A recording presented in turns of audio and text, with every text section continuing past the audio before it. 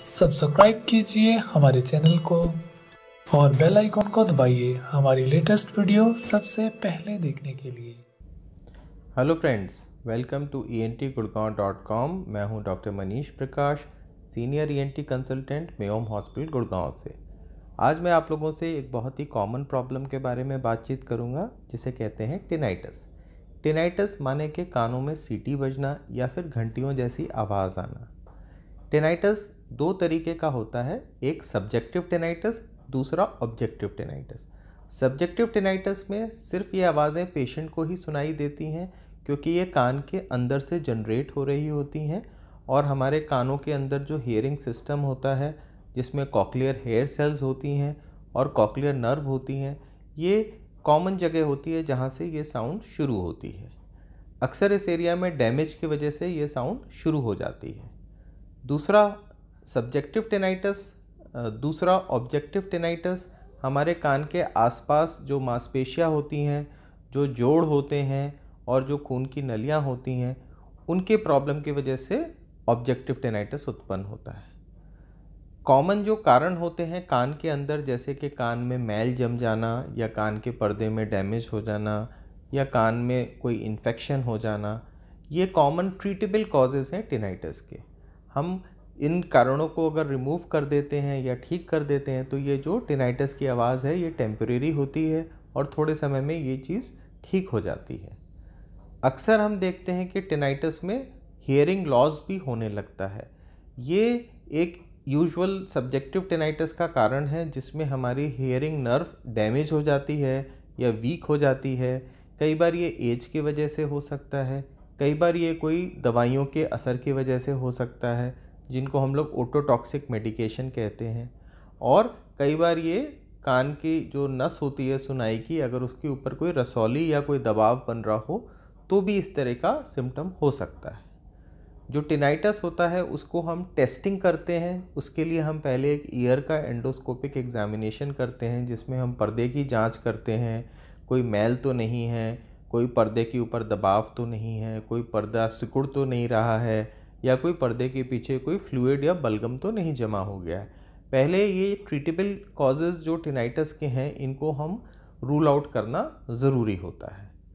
उसके बाद हम सुनाई का टेस्टिंग करते हैं, जिसको हम लोग ऑडियोमेट्री का टेस्ट कहते हैं और इम्पीडेंस का टेस्ट कहते हैं।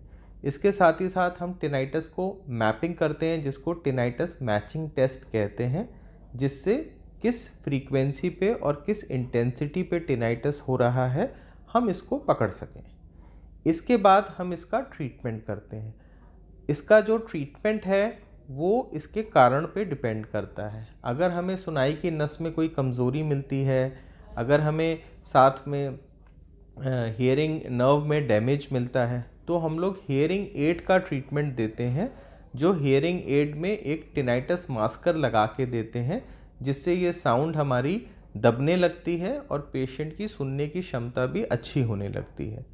अक्सर ये आवाज़ दब जाती है पर पूरे तरीके से ख़त्म नहीं हो पाती, क्योंकि पेशेंट की सुनाई बेहतर हो जाती है। हम आसपास की जो एम्बिएंट नॉइज़ है उसको ज़्यादा सुन पाते हैं, तो हमारी अंदरूनी साउंड कम फील हमें होती है और कम डिस्टर्ब हमें करती है। इसके साथ साथ कुछ दवाइयाँ हैं जो हम देते हैं, जिससे कान की नस में जो सूजिश हो या कान की नस की जो कमज़ोरी हो वो कवर अप हो सके। इस तरह की नर्व विटामिन से, जैसे कि जिंको बाइलोबा हो गया, मिथाइल कोबालामीन हो गया, कैरोवेरिन हो गया, कुछ हद तक टिनाइटस को कम किया जा सकता है और कुछ केसेस में टिनाइटस इनसे पूरी तरह ख़त्म भी हो सकता है।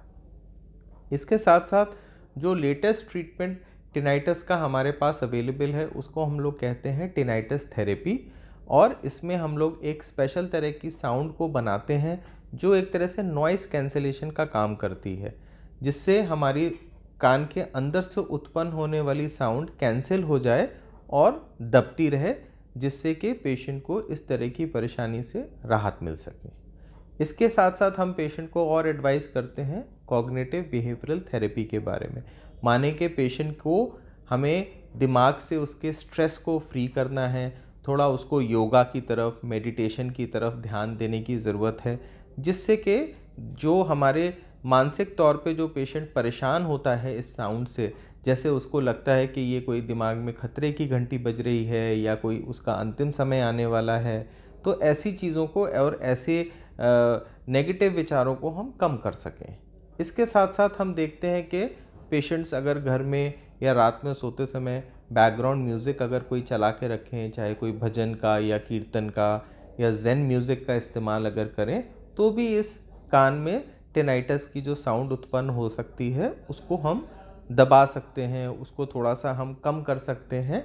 और इस तरीके से ज़्यादातर पेशेंट्स जो हमारे होते हैं वो इस साउंड से रिलैक्स्ड फील करते हैं और उनको डे टू डे लाइफ में जो डिस्टर्बेंस होती है उसमें उनको कमी मिलती है।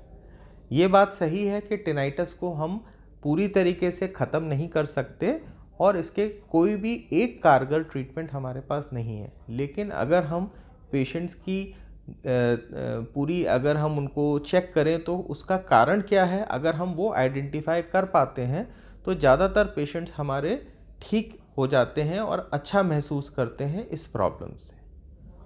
Thank you.